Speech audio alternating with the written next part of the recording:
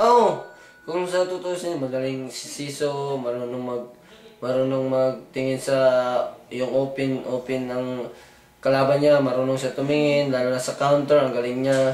Ang galing talaga ni Siso. So, ngayon, sa laban nila, lalo na ngayon, sobrang hard ng training niya. Meron siyang ipakita ngayon sa lahat ng Pilipino na ikakatalo ni Montel. Magaling na hard training niya inside ni Siso.